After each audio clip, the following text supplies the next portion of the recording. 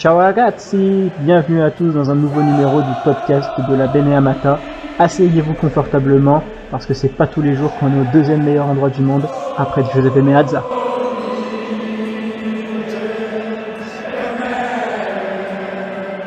Amici nerazzurri, bonjour à toutes et à tous. Très content de vous retrouver pour un nouvel épisode du podcast de la Beneamata que vous connaissez. Alors, c'est ni Karim, c'est ni Fédé. Aujourd'hui, c'est moi, c'est Gualtiero qui est tout simplement aux commandes de cet épisode. Un nouvel épisode, pardon, pour être tout à fait français, du bilan. Aujourd'hui, on va revenir sur le mois de février. Comme d'habitude, on va être entouré de la team Beneamata que vous avez l'habitude d'entendre sur nos ondes et deux éléments essentiels que j'ai le plaisir de retrouver aujourd'hui pour revenir sur un mois honnêtement très intéressant.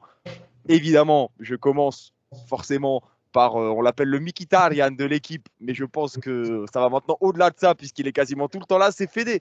Comment tu vas mon Fédé? Ciao les gars, ça va très bien. Après un mois de février, je vais pas dire exceptionnel, mais de très très bonne qualité. Et à chaque Mkhitaryan, il faut son barrel là de l'autre côté. Et pour le coup, c'est bon. Il a les cheveux un peu plus longs. C'est Maxime qui est avec nous. Comment tu vas, Maxime? Ça va très bien, et vous?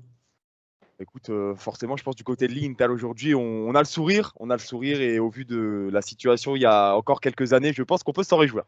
On peut s'en réjouir. Les gars, comme d'habitude, ce que je vous propose, c'est que je vous fasse un petit récap du mois pour vous et pour les auditeurs qui nous écoutent. D'ailleurs, évidemment, avant de continuer d'aller plus loin, les amis, on compte sur vous comme d'habitude pour nous balancer votre meilleur pouce bleu si vous écoutez le podcast sur YouTube et les systèmes de notation en termes d'étoiles avec Google Podcast, Spotify, etc. Je rappelle, 4,8 étoiles, les amis. Karim, qui va sûrement nous écouter puisqu'il s'occupe du montage, va tout simplement participer à un quiz. Donc si vous voulez voir Karim dans la sauce, n'hésitez pas, ça prend vraiment 10 secondes, c'est gratuit et ça permet en plus au podcast d'être mieux référencé sur les plateformes et d'être plus mis en avant pour toute la communauté francophone.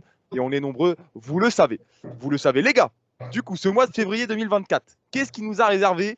Honnêtement, il nous a réservé du beau spectacle, puisqu'on a eu pas moins de 6 matchs sur ce mois de février et honnêtement un calendrier assez chargé quand même pour l'Inter. C'était un mois passerelle et l'Inter s'en est brillamment sorti. Victoire face à la Juve dans le Derby d'Italia, victoire à Rome face à la Roma de Rossi, victoire contre la Salernitana, victoire contre l'Atlético de Madrid au match aller des huitièmes de finale de Ligue des Champions.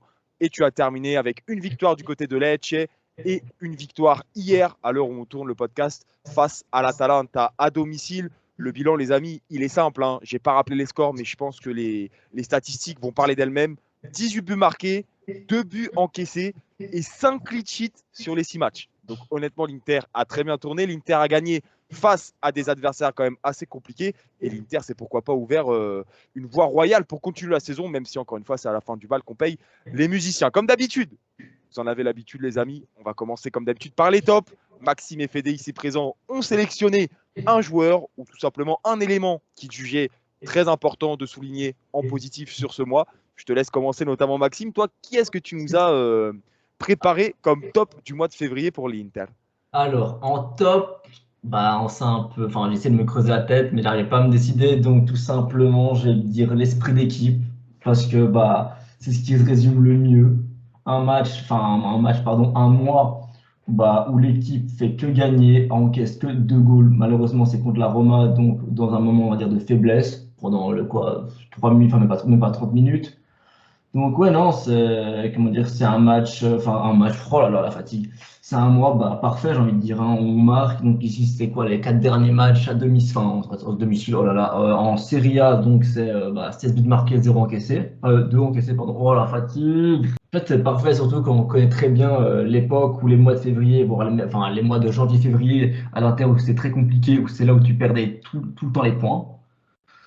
Donc non, ça fait plaisir en fait. Je pense que c'est la continuité de la saison. En fait, tu prends des points parce que, enfin, tu prends 3 points parce que bah c'est ce qu'il faut pour gagner le titre. Donc ouais non, c'est un très bon mois. Non, c'est vrai que c'est compliqué honnêtement de déceler un élément plus que d'autres, parce que comme tu l'as dit, il y a vraiment un ensemble très cohérent et ça se répertorie sur le résultat. Toi, Fédé, est-ce que tu partages l'avis de Maxime et tu peux nous donner ensuite et enchaîner avec ton top à toi, évidemment? Alors, je suis complètement de l'avis de Maxime. La cohésion d'équipe, on le voit match après match. Le groupe, la vie de groupe, leur solidarité sur le terrain. le jeu, ils font, comme je l'ai déjà dit, ça fait un entre Inzaghi, les joueurs, tout le monde, quoi. T'as pas l'impression, il y a des statuts, il y a des titulaires, il y a des remplaçants, il y a des remplaçants qui jouent plus que d'autres, mais t'as pas l'impression qu'il y a quelqu'un qui veut tirer à tout prix la lumière pour lui. C'est vraiment l'effet de groupe qui prime surtout. Et je pense que entre eux, ils ont un compte, ils se sont un contrat, ils ont pas signé un contrat, mais ils ont un but commun et ça se ressent. De toute façon, on les voit jouer, ça se ressent.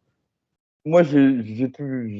Ce que j'aime bien dire, c'est que quand l'Inter joue, j'en ai les mains moites. Ça, c'était le temps. Cette année, j'ai mes mains sèches. Parce ils nous ont fait peur, entre guillemets, moins d'une mi-temps sur la saison en championnat. On n'a pas été mené plus d'une mi-temps au score. Donc, en fait, on n'a pas peur des matchs de l'Inter, contrairement aux années précédentes. Je pense que même nous, on regarde les matchs plus confiants qu'avant. Et non, il n'y a pas de.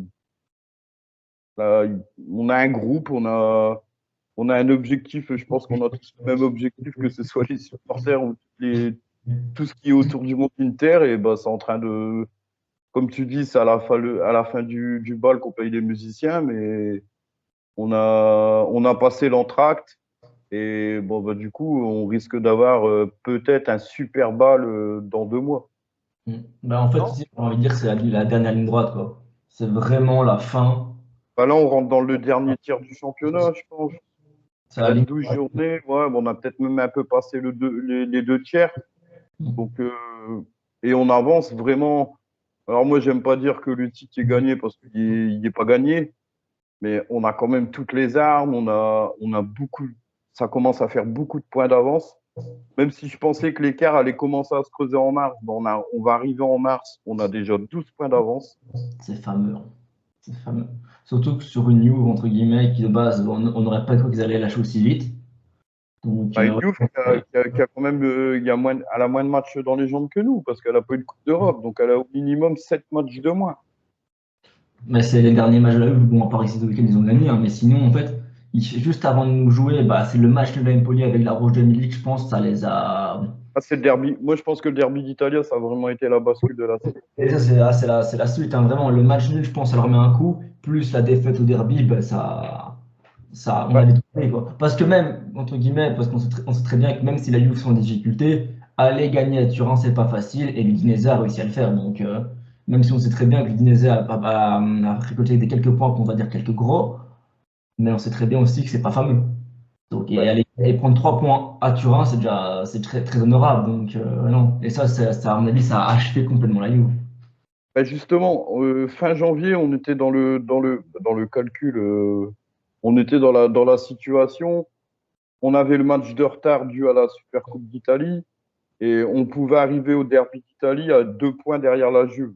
C'est ça. Au final, là, on va se retrouver bon, un mois après, parce que c'était le 4 février, je crois, le derby d'Italie. Donc, on va se retrouver avant le match de Gênes, avant la journée qui arrive, des potentiellement 2 points d'avance qu'ils auraient pu avoir, qu'on aurait dû gagner le derby pour repasser devant. Un mois plus tard, on est 12 points devant et au même nombre de matchs.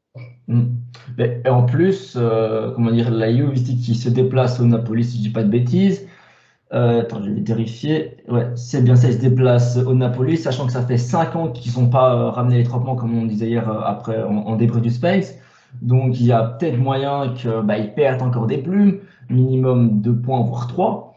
Donc non, non, surtout, vu que la confiance qu'a pris Naples contre Sassuolo, mais bon, ça veut dire que c'est un match à part, parce que bon, il y a eu des petites erreurs de pas. Non, mais il y a le match du Barça. Ils sont dans le contenu, ils sont dégueulasses. Il n'est pas terrible le match. Mais ils ont quand même réussi à arracher un nul sur leur quasiment sur. Donc je pense que même eux, peut-être dans les têtes, il peut y avoir que mentalement Naples, bah, comme ça commence, peut-être ils ont repris de la confiance Bah, face surtout, à une Juve qui gagne sur les arrêts de jeu, tout ça, ça peut. Ce week-end, on peut Naples qui gagne, c'est pas non plus surréaliste. bah, c'est ça. Non, mais surtout, par exemple, je reprends l'exemple de Kvara parce que c'est ce qui me choquait le plus, c'est que le mec n'est pas en confiance, on va dire, depuis le début de la saison. On voit bien que c'est compliqué. À part son but qui offre la victoire à Naples contre Vérone. Ensuite, ça perd contre Milan, on ne le voit pas. Contre la Genoa, on ne le voit pas. Barcelone, on ne le voit pas. Contre Cagliari, on ne le voit pas. Et là, je pense que ces deux buts vont lui faire du bien, surtout que Osimhen, depuis qu'il est revenu de la CAN, c'est quoi? C'est 2 matchs, 4 buts, un truc ainsi, Osimhen. Donc, non, là, la Juve qui, on va dire, ont moins bonne passe, voilà, donc ils peuvent encore prendre des points. Ouais, non, franchement, les gars, je vous rejoins sur ce que vous dites. Après, pour revenir et recentrer un petit peu le sujet autour de l'Inter, je pense très clairement aussi qu'aujourd'hui, l'Inter ne doit regarder qu'elle-même. Voilà, comme l'a dit Fédé, on a un collectif, quelque chose qui arrive à maturité. Et aujourd'hui, je pense que ça ne sert même pas, après avoir passé l'étape charnière, de regarder ce qui se passe autour. L'Inter doit rester concentré. Et c'est peut-être ce qui lui a manqué sur les dernières saisons pour tout simplement arriver jusqu'à ses objectifs. Les gars, on a parlé des tops, on a parlé des points entre guillemets positifs. Alors, on va essayer de parler de certains points négatifs, donc on va être un peu pointilleux, les amis. Évidemment, les auditeurs, pardonnez-nous, mais bon. Comme l'a dit Inzaghi en conférence de presse après l'Atalanta, il y a toujours des points sur lesquels tu peux progresser. La perfection n'existe pas. Donc, il y a forcément, pourquoi pas, j'imagine, des petits points que vous avez pointés, les amis. Maxime, je vais encore une fois commencer par toi, mon ami. Donc, est-ce que toi, tu aurais peut-être, alors, pas quelque chose à critiquer, encore une fois, on ne va pas parler de flop, on va parler, on va dire, peut-être de variables d'ajustement. On va parler comme ça, pour rester amélioratif. Est-ce que tu as quelque chose, toi? Moi, je dirais simplement la finition en Ligue des Champions. Je ne cite pas forcément un joueur en particulier, hein, mais depuis longtemps, en Ligue des Champions, la finition, ça va. Enfin, c'est compliqué. Ici, par exemple, contre l'Atlético, le match, tu peux le tuer, tu dois le tuer. C'est un week-end de Ligue des Champions contre l'Atlético. En plus, aller au Wanda Metropolitano, c'est pas facile. Donc, non, c'est un truc que tu dois faire, c'est tuer. Enfin, les matchs importants et essayer de clutch le plus vite possible. C'est comme par exemple contre la Juve, hein. On gagne 1-0, mais à la mi-temps, c'est 3-4-0. Ça étonne personne. Donc vraiment, c'est le truc vraiment à souligner. Des fois, dans les grands moments, il faut vraiment clutch le match le plus tôt possible. C'est vrai, et tu as raison de le souligner, parce que le retour du côté de l'Atlético de Madrid va être loin d'être évident, hein. Très clairement, le match au Wanda promet, et évidemment qu'on sera là pour en parler sur le podcast. Et toi, Fédé, est-ce que tu rejoins Maxime Moi, encore une fois? ouais, je rejoins. Et moi, j'ajouterais les petites déconcentrations en début de mi-temps, que ce soit début de première ou début de deuxième. Et on l'a encore vu hier sur le but qui est logiquement refusé à l'Atalanta. Il y a des. Alors, soit ils rentrent tout de suite. Là, il y a des erreurs, des petites passes en défense, et à chaque fois, ça nous met en danger. On a eu le tour contre Lecce, pareil, début de deuxième mi-temps. Il y a une relance qui est. Et je pense qu'il y a. Des fois, le problème, c'est que il commence à y avoir de l'avance. Ils ont l'impression que les matchs ils les rendent faciles, mais il y a des petits sauts de concentration. Et aussi, j'ajouterais, il faut que vraiment Lautaro il bosse ses pénaux. Ça, c'est ce qui lui manque, je pense, pour eux. Parce qu'il y a le débat, Lautaro, il est top 5, top 10, top 3 en Europe. Le jour où Lautaro, il va, parce qu'il a déjà loupé 2 pénaux, je crois, cette année. C'est vraiment encore Je dis pas de bêtises. Il en a loupé un contre Bologne en Copa, avant sa blessure. Il loupe celui-là. Et il en a un autre, je crois, mais je sais plus contre qui. Mais c'est vraiment ce qui lui manque, parce que dans le jeu, il est là, il y a sa reprise en demi-volée qui s'écrase sur la barre. Elle est beaucoup plus dure à mettre qu'un penalty. Et c'est pour ça, Lautaro, je pense il faudrait qu'il bosse ses pénaux. Et là, vraiment, ces détracteurs, ils auront plus trop rien à dire. Après, j'ai envie de dire, dans les moments importants, il les met. Après, il les loupe à 3-0, donc c'est pas Oui, trop. c'est ça. Encore une fois, comme vous dites, et encore une fois, on tient à le préciser, on est vraiment pointilleux, hein. Le but, c'est vraiment d'essayer de trouver des choses à améliorer. Mais évidemment, voilà, pour revenir sur l'exemple de Lautaro, Fédé, pour te rejoindre, c'est un joueur en constante progression qui ne fait qu'étaler sa palette technique et tactique. Je pense que l'apprentissage clair et net des pénaltys va être quelque chose sur lequel il va travailler et qui va pouvoir encore plus étayer son niveau de jeu, qui est déjà très bon, évidemment, notre capitano. Les gars, on a fait les tops, on a fait les flops. Donc, comme d'habitude, les auditeurs connaissent la chanson. On passe à ce que vous aimez un petit peu, le petit côté croustillant de ce format-là, qui est le bilan sur la Bene Amata. C'est l'avis tranché. Et aujourd'hui, c'est Maxime qui Ah, va se mouiller. Tu l'avais déjà fait, je crois. Tu avais déjà donné un petit avis tranché lors des derniers mois. Et honnêtement, les amis, Amici, on compte sur vous pour nous donner votre avis dans les commentaires, hein, que ce soit sur Twitter, que ce soit sur YouTube. N'hésitez pas à vous manifester parce que je pense que son avis va être sujet à débat. Encore une fois, dans la bienveillance, comme d'habitude. Mais sans plus attendre, Maxime, je te laisse dévoiler ton avis tranché qui, pour le coup, je trouve est très intéressant. Alors, Écoutez bien, les mots ont un sens, les amis. Je tiens à préciser. on écoute bien, voilà. Parle tranquillement, voilà. Tranquille. Alors, je trouve, et je suis pas le seul à le penser, donc voilà, je me dédonne un peu. L'Inter d'aujourd'hui, je dis bien d'aujourd'hui, a un jeu plus intéressant et plus attractif que l'Inter de 2010. Surtout quand tu compares le bilan, les résultats simplement. Bon, le bilan, c'est compliqué parce que refaire un triplé, c'est pas donné à tout le Ouais. monde. C'est compétitif et à détacher du niveau spectaculaire. C'est ça, parce que bon, on a 2010, on fait un triplé, mais c'est une équipe Mourinho. Donc on sait très bien que ça va chercher le résultat et pas forcément la performance. Alors qu'ici actuellement, c'est le résultat et la performance. Même par exemple, je reprends l'exemple de hier, hein, tu gagnes 4-0, vraiment le stade qui se ambiance parce qu'ils font entre guillemets ils font tourner le ballon juste pour foutre les nerfs à Gasperini et à Atalanta. Juste même ça. C'est pas quelque chose que tu retrouvais à l'époque de l'Inter 2010. Hein.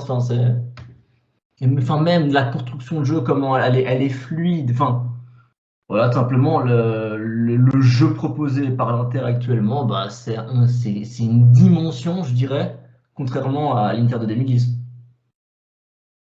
Donc, Ouais, c'est une équipe moderne. C'est une équipe moderne. Je te rejoins. Après, avant de donner la parole à Fédé pour qu'il réagisse, évidemment, si je peux mettre un petit peu mon grain de sel, entre guillemets, dans ce débat-là, je pense quand même si c'est pas le débat, mais pour l'étendre un petit peu, je ne veux pas forcément qu'on commence à parler pendant des heures, mais que cette Inter-là n'aura peut-être pas le côté iconique qu'avait celle de 2010. C'est ça. Et Par contre, je te rejoins sur la façon de jouer. Parce qu'encore une fois, l'équipe de Mourinho n'était pas forcément la plus moderne encore à l'époque. Parce que tu avais Guardiola qui commençait vraiment à péter avec son football total, football de possession, enfin surtout football de possession.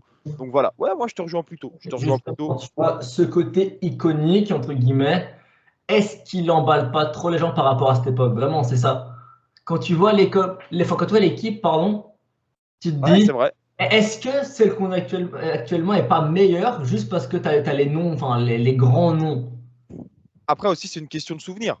Ça. Je me permets de participer au débat, hein, vous me permettez les amis évidemment, mais tu vois par exemple, il manque peut-être dans cette saison pour moi des moments charnières encore, à savoir tu vois par exemple le retour au Barça en demi-finale de Ligue des Champions. Alors la saison n'est pas finie, on va voir, mais par exemple tu vois le crochet de Milito en finale.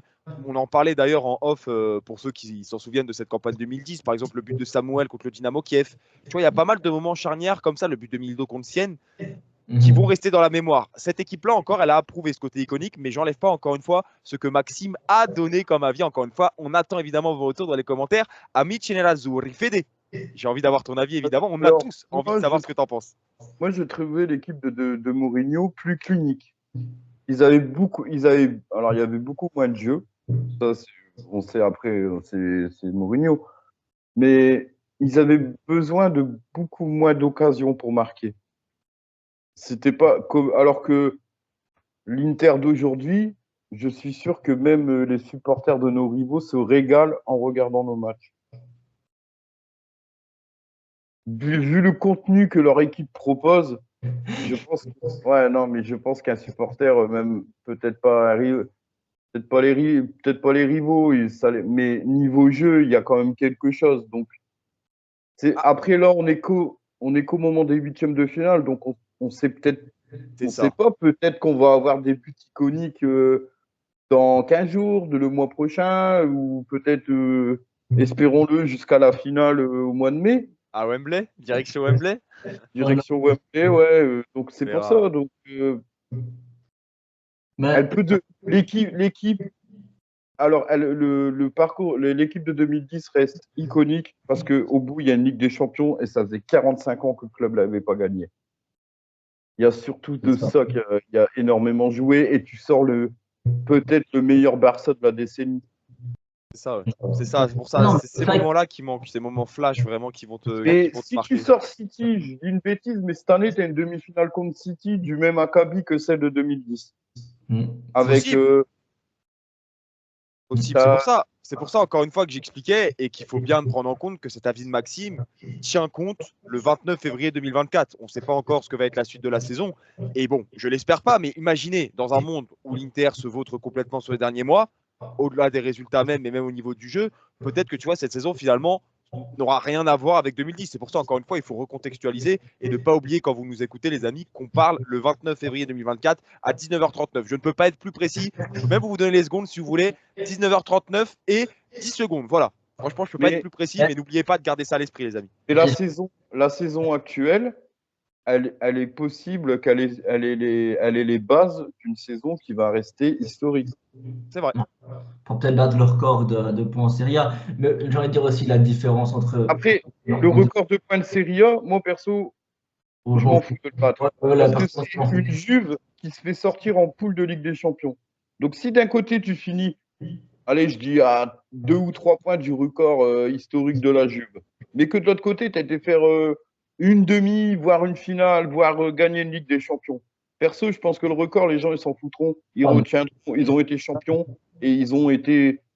Parce que finir la saison avant la trêve et en Europe et et aller quasiment au bout, voire au bout en Europe et en étant aussi champion avec beaucoup de points, il y a quand même il y a une différence. Parce que dès que tu joues qu'un match par semaine, c'est logique qu'en championnat, ça va être ça qu'il va falloir gérer. Mais ça peut être une saison historique. Bah, déjà, simplement, si l'Inter va chercher la deuxième étoile. Déjà de une. Mais si tu vas chercher la deuxième étoile, et moi je pense que même aller chercher la deuxième étoile et faire une demi-finale, et puis bon, bah, c'est tout. Tu perds une demi-finale contre le City ou Real qui, je pense, ils sont un petit peu au-dessus. Mais si tu la perds avec les honneurs en donnant tout ce qu'il faut, bah, c'est tout. Tu as perdu contre plus fort, bah, la saison, elle restera. Si je peux me permettre de 2012 la différence, c'est que ça faisait combien d'années que l'Inter écrasait le championnat. Donc, à un moment, quand tu écrases le championnat, ton objectif, c'est quoi? C'est la Ligue des Champions. Donc ici, on l'a gagné il y a 2 ans, ça va faire 3 ans maintenant. Mais non, c'est ça, la différence, elle est là aussi. C'est que la différence, c'est au niveau des objectifs du club. Honnêtement, Zang, si on se faisait sortir on se fait sortir en 8e, il s'en fout, par exemple. Et même, j'ai envie de dire, nous aussi, ça nous ferait mal au cœur. Mais l'importance, encore une fois, maintenant, c'est d'aller chercher la deuxième étoile. Exactement. C'est comme la coupe, on se fait sortir contre la coupe, il y a zéro regret, honnêtement. Ça me fait ni chaud ni froid. C'est pas comme si tu me disais on n'avait pas gagné la coupe depuis je sais pas combien d'années. Là, c'est un peu plus embêtant.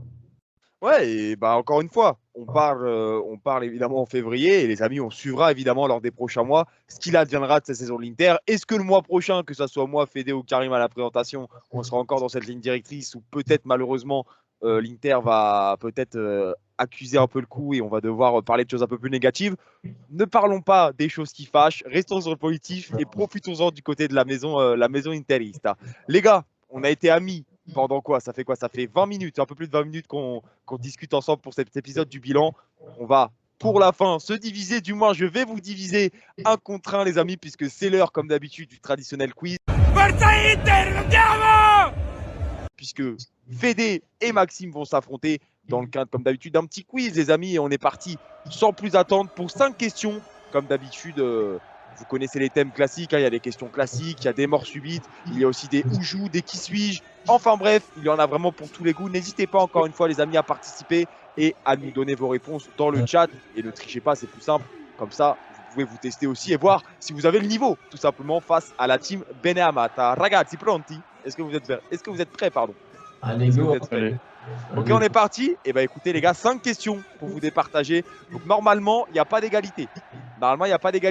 Question, je le rappelle, concoctée par Karim. Donc si jamais il y a revendication, c'est selon le les responsable. Je me dédommage. Mais bon, évidemment, on le salue, Karim, hein, qui fera le montage encore une fois. Les amis, siamo partiti. On est parti avec la première question. 1 point par bonne réponse pour cette première question. Il y en a 2. Vous allez voir l'intitulé de la question. C'est au plus rapide. Donc vraiment, dès que vous avez la réponse, n'hésitez pas à me donner tout simplement votre choix. Première question. 2 bonnes réponses au buzzer. Vous allez le plus vite. Il y a 2 joueurs qui étaient présents sur la feuille de match d'Atalanta Inter le 11 novembre 2018 et qui sont toujours actuellement dans l'effectif de l'Inter. Il y en a 2. Donnez-moi l'identité de ces 2 joueurs. Là, Comment ? Gennaro. le Taro Barella, non? Alors, Lautaro, 1 point pour Maxime. Il en reste un autre. Dans l'effectif toujours, c'est ça? Depuis le 11 novembre 2018. C'est pas Di Gennaro? Non. Di Marco alors?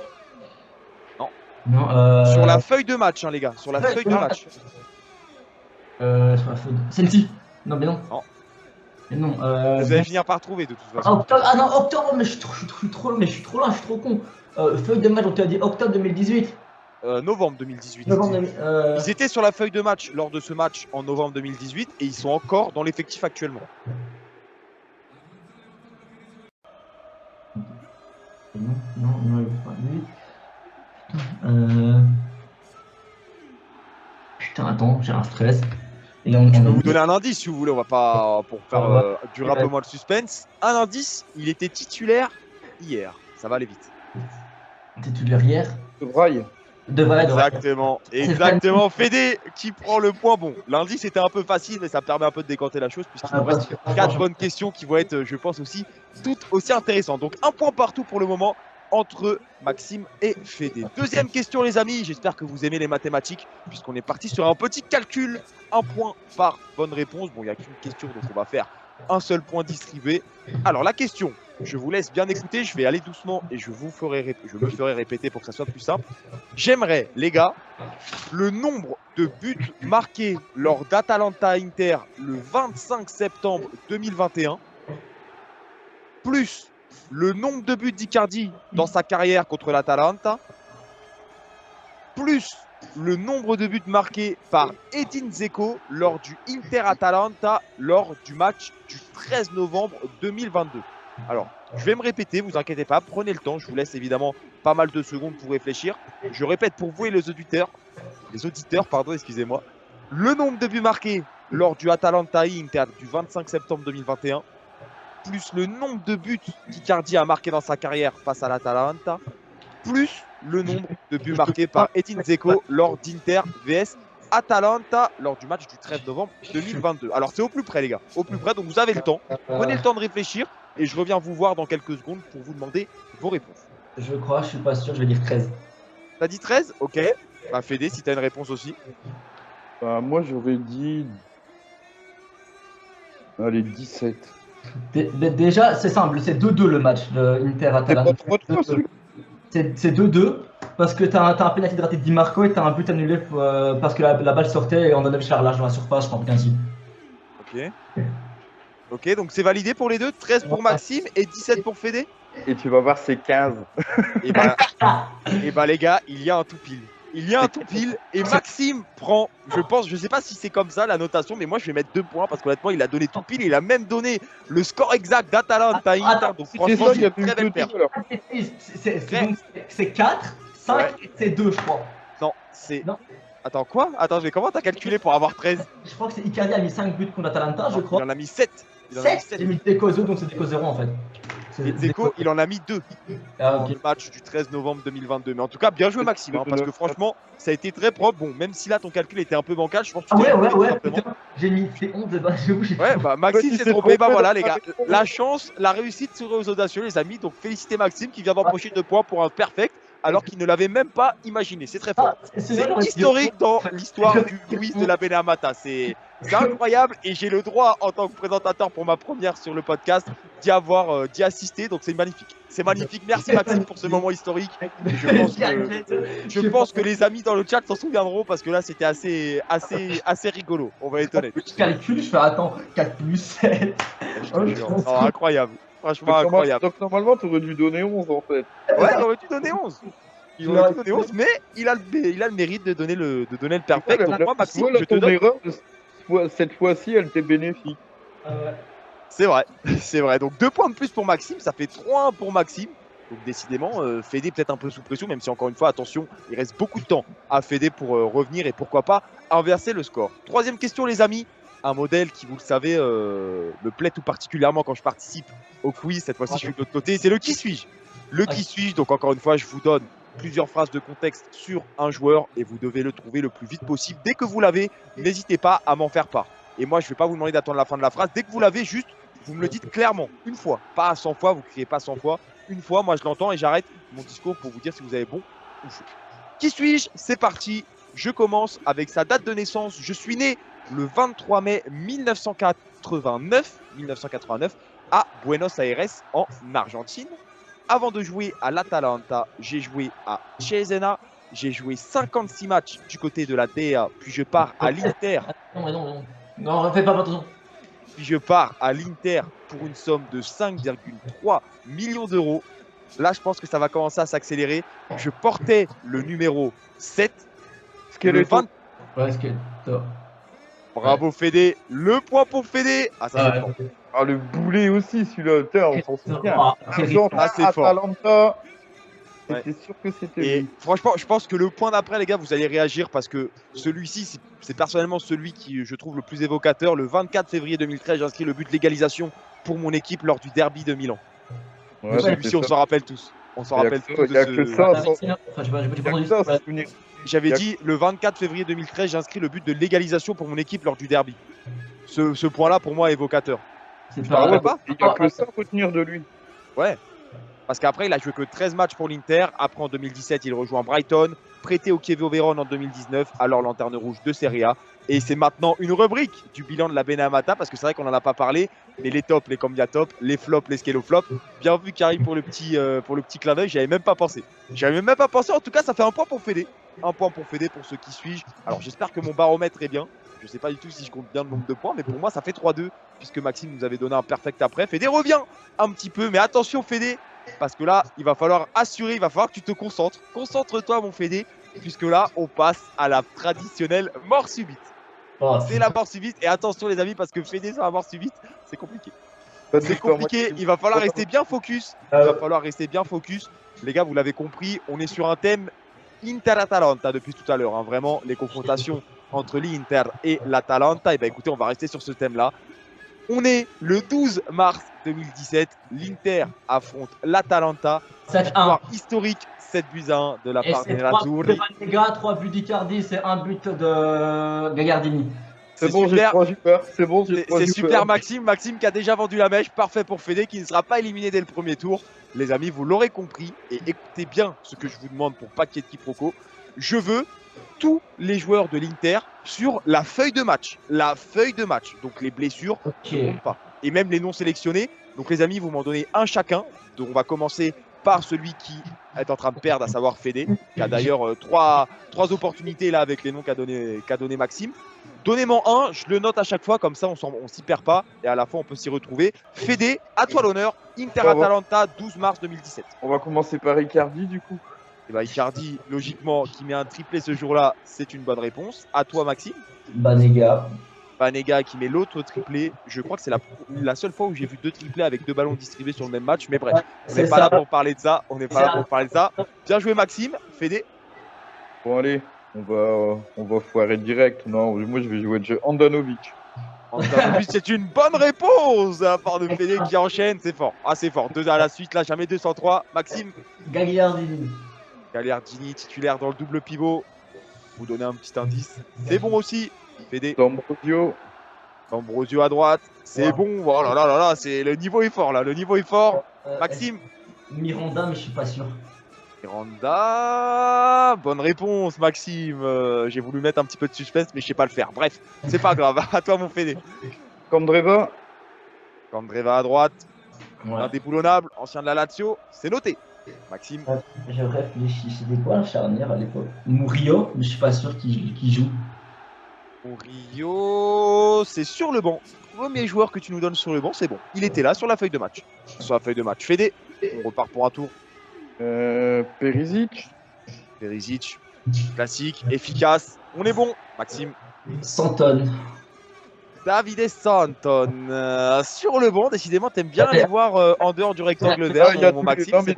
Maxime, il y a tous les remplaçants en fait. Ah, franchement, pour être honnête avec vous, je pense qu'il y en a un que vous ne trouverez pas. sûr sur le banc. Mais quand je vous le dirai, vous vous en rappellerez, mais il y en a un pas évident et il pourra peut-être vous départager si vous continuez sur ce rythme parce qu'on a très bon niveau sur cette mort subite. Vous êtes au rendez-vous, les amis. Fédé, on repart pour un tour. 2017. Ah, c'est ça, 2017.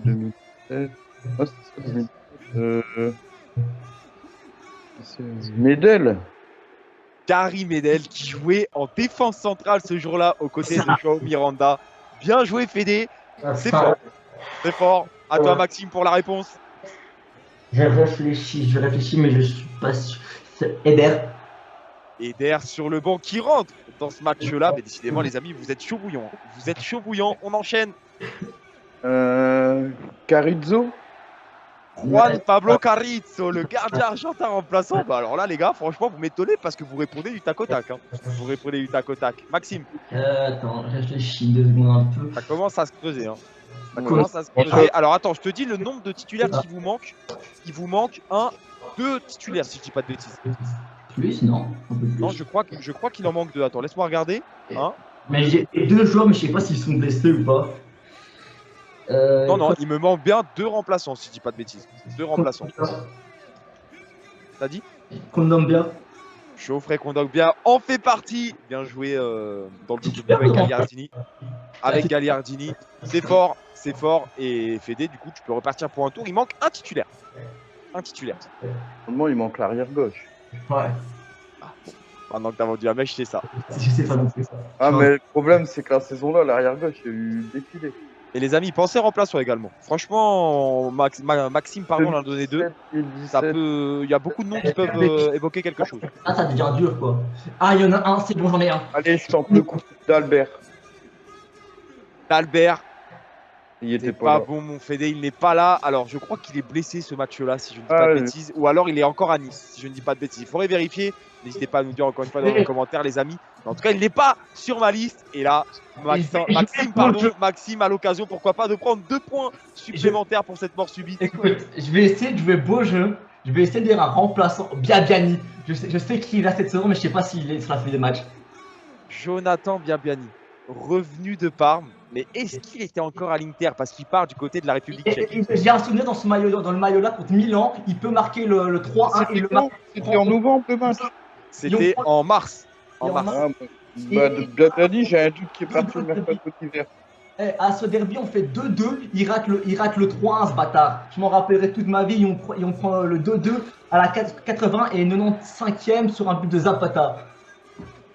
Jonathan Biabiani n'était pas parti en République tchèque. Il était bien sur le banc de l'Inter face à l'Atalanta, même s'il ne rentre pas. Et là, je vous ai, je pense, un peu pris de court avec ma phrase. C'était fait exprès. Les 2 points de cette mort subite vont à Maxime. Mais honnêtement, chapeau Fédé qui s'est très bien défendu dans un exercice Donc, qui du n'est coup, pas il manquait- forcément très fort dans ce domaine, on va le Il dire, Fédé. Alors, qui manquait? Il manquait honnêtement quelques joueurs, je pense, que vous auriez pu trouver. Ouais. À commencer derrière avec Andreoli, actuel consultant pour l'Inter. Ouais. Andreoli, celui que vous auriez jamais trouvé parce que ça serait jamais venu, c'est Trent Sainsbury, l'Australien qui était passé, par le club de Jiangsu, là, le club affilié à Suning. On a ensuite Nagatomo qui était encore sur le banc. Bah, tu vois, j'hésitais entre D'Albert et Nagatomo, mais j'étais pas sûr. Dommage, Albert n'était pas là. Marcelo Brozovic, je sais, vous l'avez pas dit, je crois, il était sur le banc. Il était sur le banc. Le flop à 40 millions, le joueur de l'Euro 2016, João Mario, qui était aussi sur le banc et qui était rentré à la place de Banega. Et il en manquait ensuite 2. La légende, voilà, moi je me permets de dire subjectivement, voilà, je donne mon cri du cœur, la légende Rodrigo Palacio, qui est rentré également en pointe. Et le dernier, un Brésilien.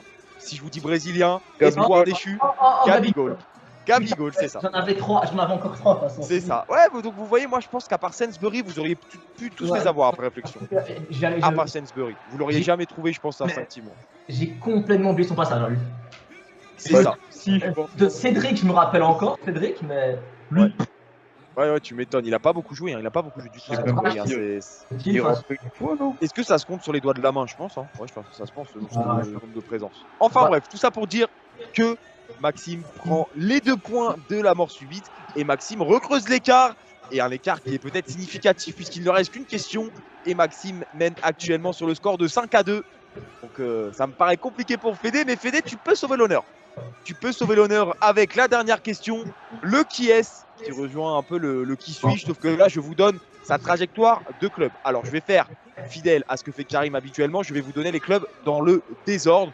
Évidemment, c'est un joueur qui est passé par l'Inter et que vous devez retrouver. Pas évident, mais très intéressant. Mais connaissant votre qualité, les gars, et votre mémoire, je pense que vous n'allez pas avoir de soucis à le retrouver au final.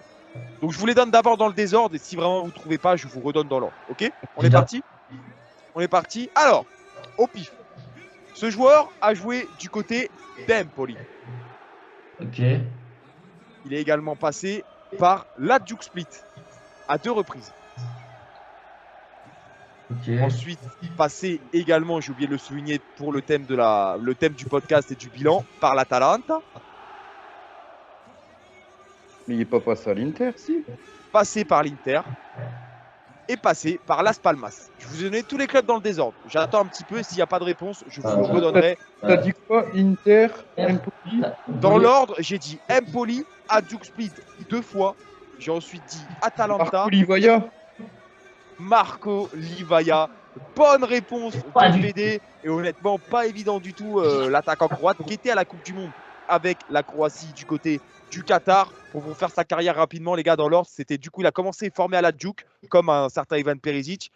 Ensuite, passé à l'Inter, très jeune, prêté à l'Atalanta Bergame, passé par Empoli. Et après, voilà, l'espoir un peu déchu, puisqu'il a terminé du côté de Las Palmas avant de retourner encore actuellement depuis 2021 du côté de l'Hajduk. Pas évident, honnêtement. C'est un joueur, je pense, dont on se rappelle, puisque voilà, c'était vraiment un espoir quand il arrive à l'Inter, notamment quand il arrive à l'Inter. Bah, les amis, point pour Fédé. Je peux même te mettre 2 points, Fédé, si tu veux, pour le kiff. Mais à ma notation qui me semble juste, dites-moi, hein, les amis, si vous trouvez que je suis en train de fausser un peu le quiz. Mais victoire de Maxime, qui partait pourtant défaitiste. Hein, qui partait défaitiste. Et première victoire de Maxime sur le quiz, les gars.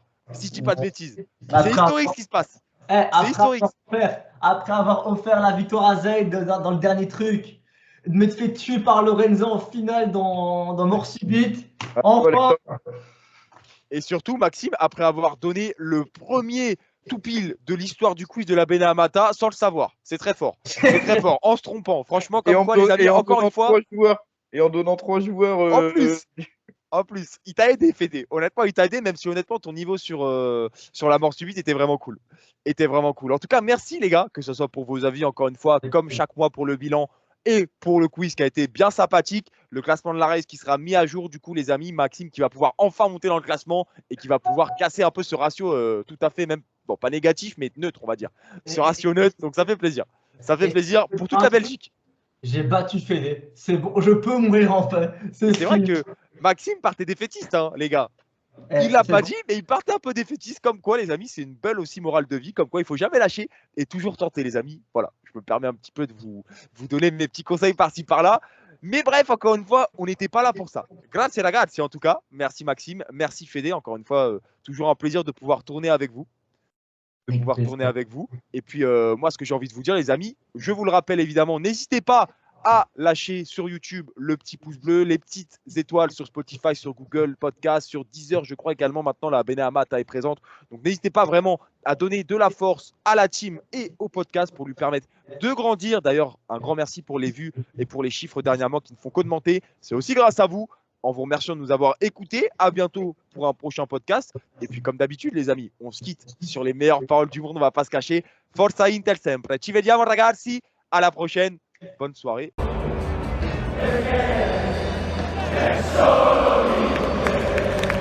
Merci à tous d'avoir suivi le podcast. N'oubliez pas de lâcher un like, de vous abonner et on se retrouve très prochainement pour un prochain podcast. Ciao tutti!